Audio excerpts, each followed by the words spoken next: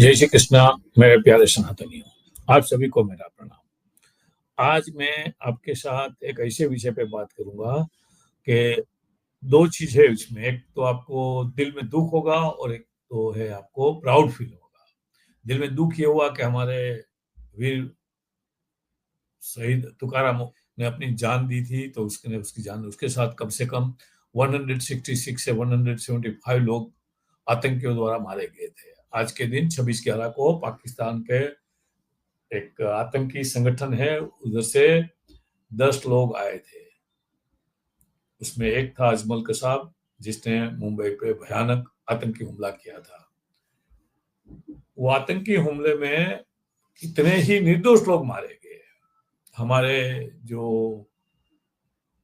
Army के लोग, commando लोग थे, वो भी मारे गए, कोई फॉरेनर भी मारे गए, सिविलियन बच्चे सब मारे गए। तो सभी को आज श्रद्धांजलि दिल से, भगवान उनकी आत्मा को शांति दे जिधर भी हो। लेकिन आज मुझे बात आपसे करनी है, हमारे नागरिकों का क्या फर्ज है और तुकाराम जी कौन थे और कैसे उसने कसाब को जिंदा पकड़ा। उसके पहले मैं आपको एक भारतीय होने के नाते, ऐसा कभी होता है, हम तो भगवान से प्रार्थना करेंगे कि ऐसा कभी नहीं होना चाहिए, लेकिन ऐसा कभी होता है तो क्या करना चाहिए। तो सबके लिए तो ये है, लेकिन खास करके मेरे जैसे है। मेरी उम्र 70 थी, फिर भी मैं कोशिश करूंगा कुछ भी करके मेरे से कुछ हो सके तो मैं उसका सामना करने की। मौत तो नक्की है, और जब ये बात आपको सामने मालूम पड़ जाती है कि मौत तो नक्की है, तो आपका सब भय डर सब चला जाता है। तो आप सबसे बहादुर बन जाते हो, क्योंकि आपको मरना तो है ही। अभी मैं मरते मरते क्या कर सकता हूँ, ये सोच के आप कुछ करने की कोशिश करेंगे। तो आपसे जितना हो सके इतना, एक तो यूनाइटेड करने की लोगों को कोशिश करिए अगर हो सके तो, और दूसरा उसके साथ सामना करने की कोशिश करिए कोई भी तरह से। हाँ, क्योंकि वो तो अंधाधुंध फायरिंग करेंगे। मरना हमारा नक्की है, तो मरना नक्की है तो क्यों मार के नहीं मरे। हाँ, महाराणा प्रताप, वीर शिवाजी, गुरु गोविंद सिंह, भगत सिंह जी, ऐसे बहुत से हमारे वीर अमर बलिदानी है। और अभी उसमें ऐड कर दो ये महात्मा तुकाराम ओडम्बे के, जिसने अपनी जान देके अजमल कसाब को जिंदा पकड़ा। और अजमल कसाब जिंदा नहीं पकड़ा जाता तो कांग्रेस, पाकिस्तान और उसके मिलने जुलने वाले सब लोग हिंदू आतंकवाद को साबित कर देते। ये अजमल कसाब जिंदा पकड़ा गया, फिर साबित नहीं हुआ। और इसमें मैं तो क्या करेंगे, एक नागरिक होने के नाते हमें क्या करना चाहिए। हाँ, और इसमें एक एग्जांपल देता हूं, मैं नाम भूल गया हूं। एक सज्जन थे जो वीटी से किधर जाना चाहते, वीटी में, तो सोचे कि वो हॉस्पिटल में चले गए, कामा हॉस्पिटल या कुछ नाम था उधर। और जैसे हॉस्पिटल चले गए तो उसका सामना हुआ दो आतंकियों से। तो उसने, जैसे मैंने अभी थोड़ी देर पहले आपको बोला कि मरना तो न कि, उसने सोचा कि अभी तो मरना तो न कि है, तो उसने दोनों आतंकियों के ऊपर हमला किया। एक को ग्रोइन पे लात मारी, दूसरे को ये किया। वो आतंकी ने उसका गला काटने की कोशिश की, फिर भी ये डरे नहीं, हिम्मत से के, और कोर्ट में भी उसके खिलाफ अजमल कसाब को और दूसरे टेररिस्ट को सबको जिंदा आइडेंटिफाई, जिंदा नहीं आइडेंटिफाई किया और फांसी की सजा हुई। हाँ, अभी आ जाते हैं महात्मा तुकाराम जी के ऊपर। ठीक है, जिसने अपनी जान देके, मेरे लिए महात्मा है क्योंकि उसने अपनी जान देके हमको सबको बचाया। हाँ, गिरगांव चौपाटी पे ये दोनों घायल थे पुलिस की गोली से। एक तो मर गया था लास्ट में, जो 8 तो पहले मर गए थे, लेकिन 2 जो बचे थे उसमें एक था अजमल कसाब, और दूसरा जो भी था, नाम मुझे नहीं मालूम है कौन था। बट वो जो गाड़ी में पड़े थे, तो तुकाराम जी अपनी लाठी लेके, उसने सोचा कि ये दोनों मरे पकड़ पड़े हैं, इसको मेरे को जिंदा निकाल, सॉरी, मुझे उसको बाहर निकालना है, ऐसे करके।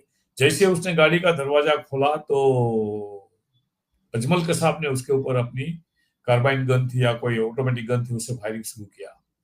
तो तुकाराम जी ने वो गन पकड़ ली। अभी आप सोचो, फायरिंग चालू होता है तो जो जिसने वेपन हैंडल किए हैं उन लोगों को मालूम होगा। मुझे इतना मालूम है कि गन कार्बाइन की जो नली होती है, जो जिधर से फायरिंग होता है, वो बहुत गर्म हो जाती है। फिर भी तुकाराम जी ने छोड़ा नहीं, और गोलियां उसके शरीर के आर पार हो जा रही थी, फिर भी उसने छोड़ा नहीं, और अजमल कसाब को पकड़ के बाहर निकाला। उसको पकड़ के रखा जब तक दूसरे पुलिस कर्मचारी नहीं आए, तब तक अपनी जान दी, लेकिन उसको छोड़ा नहीं। तो सत सत नमन हो ऐसे बहादुर को, महात्मा वीर तुकाराम ओडुबे जी को। आप कभी गिरगांव चौपाटी पे जाइए तो उसकी बड़ी स्टेच्यू लगाई है, उधर श्रद्धांजलि करिए, और ऐसे हमारे वीर बलिदानियों को हमेशा एनकरेज करते रहिए ताकि और उसके अप्रिशिएट करते रहिए ताकि हमें ऐसे लोग का बलिदान व्यर्थ नहीं जाए। हाँ, बस ये बात थी। ऐसे क्यों होते हैं? तो एक नागरिक होने के नाते हमें ये सोचना चाहिए कि हम अपनी फर्ज निभाते कि नहीं, हम चूक जाते कि नहीं। हर नागरिक अगर अपनी जान पे आ जाए तो वो सैनिक बन जाता है। हाँ, उसमें दो बातें हैं। मैं किसी को फोकट में मारने की मरने की बात नहीं कर रहा हूँ, लेकिन जब ये ऐसी सिचुएशन आ जाए जैसे ताज में थी, जैसे वगैरह में थी, जैसे वीटी स्टेशन पे थी, तो क्या करने का है?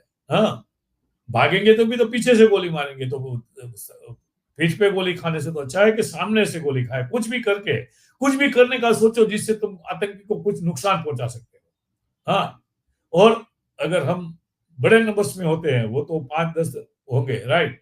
अगर बड़े नंबर्स में एक ही साथ उसके ऊपर हमला करें तो कितने को मारेंगे, लेकिन लास्ट में तो उसको मरना ही मरना है अगर हम 500-700 है तो। ठीक है, लेकिन वो सभी में हिम्मत नहीं होती। कोई बात नहीं, इतनी स्टूपिड हिम्मत मेरे जैसी बताने की जरूरत नहीं है। कभी मौका आएगा तो जिंदगी में मालूम पड़ेगा ये क्या होता है। ठीक है ना? ये अभी तो बोलते लेक्चर में बोलना बहुत आसान है, हकीकत में आता है तो मुश्किल बहुत सामने दिखती है। तो लेकिन मरना ये तो क्या फिर आसान और क्या मुश्किल? कुछ भी आसान नहीं है, कुछ भी मुश्किल नहीं है। मरना है, सामने वाले को कुछ भी नुकसान करके मार के मरना है। अपने पास हथियार नहीं है तो कुछ भी करके जो मिले वो हथियार। इधर मैं आपको एक आज बात बता देता हूँ, बीरबल का कहानी। बीरबल ने जब हाथी सामने से तूफानी अकबर ने उसके ऊपर छोड़ा था तो आ रहा था, तो कुछ भी हथियार नहीं था, तो उसने कुत्ता पड़ा सोया था, कुत्ते को पांव से पकड़ के हाथी के सर पे पटक दिया। और वो हाथी के लिए तो नया हथियार था, हमला था, हाथी डर के भाग गया। हाँ, तो कभी कुत्ता भी हथियार बन सकता है।